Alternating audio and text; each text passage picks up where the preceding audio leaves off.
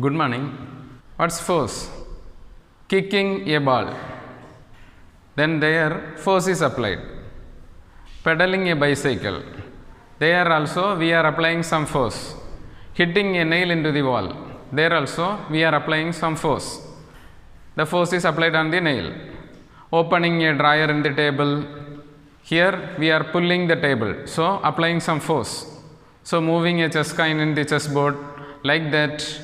Either we will push the object or pull the object.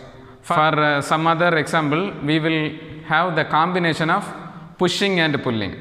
Okay. In moving the chess coin, we will apply some force to pull, and in some time period we will push the coin. So pulling and pushing combine together in the moving of a chess coin. So there force is applied. Okay. So generally force is push and pull on an object, but in force there must be interaction between the objects. Okay, only because of the interaction this push or pull is happening on that object. Okay, is any force acting on stationary object? Yes, gravitational force is acting on that object. What's the normal force? Normal force is acting in opposite direction to this gravitational force. So if you calculate the net force is 0 there, but there is some force, that is gravitational force is also there, and an opposite for that gravitational force, that is the normal force, is also there. Both the forces are cancelled one another and they are balanced forces. So if you push a ball, the net force is not 0, then the ball starts to move. Okay. After a particular time period, the ball comes to a rest condition. This is because of friction. That friction will act in the direction opposite to the movement of this ball. If the ball moves from left to right, then the friction will act in the direction by right to left. Okay. If two forces acting in the same direction, then we have to add that two forces. If you see, if two forces are acting from left to right, then we have to add the two forces. If you consider one force as F1 and another force as F2, then we have to add these two forces and we can find the net force acting on that object. Unbalanced forces acting in opposite direction. Okay, if you consider the direction, it is in opposite direction. There you have to find the net force by subtraction. The net force is the difference between the two forces. Object is moving in the direction of the larger force. So if F2 is the larger force, then we have to write F2 minus F1. That is larger force minus the lesser force. Or if F1 is larger, then we have to write F1 minus F2. Okay. If we pull the block from both sides with same force, what will happen? The block remains stationary. Forces are equal and opposite. The net force is 0 here because the forces cancel each other. This type of forces are called balanced forces. Such pair of forces cancel each other. Balanced forces does not change the state of rest or motion of that object. It can only change the size and shape of that object. So if an object is in rest, it continues in its state of rest. Some object is in motion, then it continues in its motion. Some effects are there for this force. It can move an object from rest, it can stop a moving object, and it can change the direction of an object, change in shape of an object. This all happens because of the effect of force. Some objects are having elastic nature. An object will return to its original shape and size after being stretched, pressed, squeezed. Then this type of objects are called elastic objects. So if you are stretching a rubber band, it will return back to its original position. Then that is elastic in nature. Few objects are inelastic. If you drop a glass, it will break. It will not return to its original position after getting the force. Few types of forces are there: contact force and non-contact force. Contact force means there is a direct contact between these forces. The object will contact one another. Force exerted by the object on another when they are in contact with one another. For example, muscular force.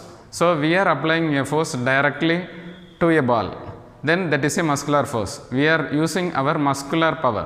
So this is contact force. Some non-contact forces are there. For example, gravitational force. There is no contact between the object and the earth, but there is a force. We can experience that force. If you throw any object towards sky, then it will return back by the force of gravity. These type of forces are non-contact forces. So consider a ball at rest, then it is not moving.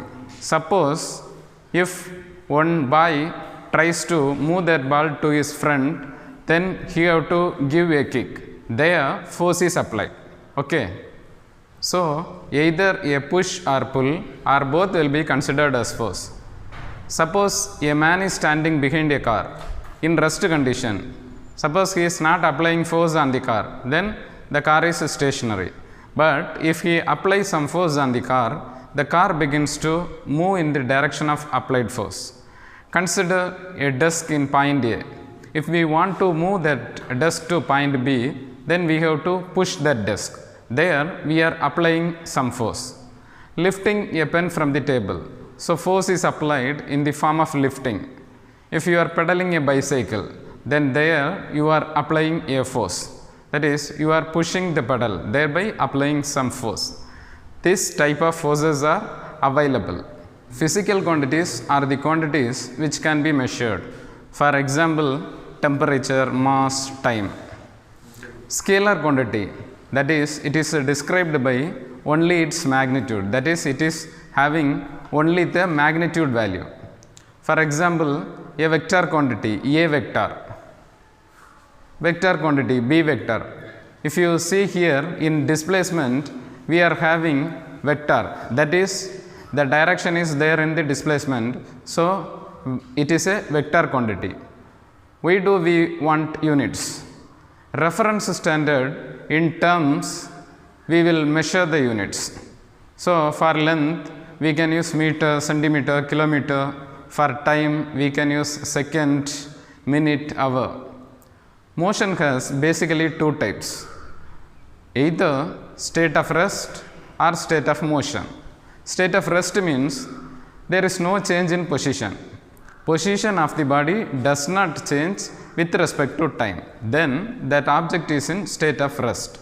State of motion, that object will move with respect to time. That is, the movement takes place in that object. Position of that object changes with respect to time. So distance means the total actual length covered by the body. So it is a scalar quantity, only the magnitude is there, the value is there. For displacement, it is the shortest distance between the 2 points. Okay. Uniform motion, here the speed is a constant value, speed will not change. But for non-uniform motion, speed is variable. That is, if you see the speed in equal intervals of time, the speed is varying, there is a change in speed. We are having kinematic equations. V equal to u plus at. V means it is the final velocity.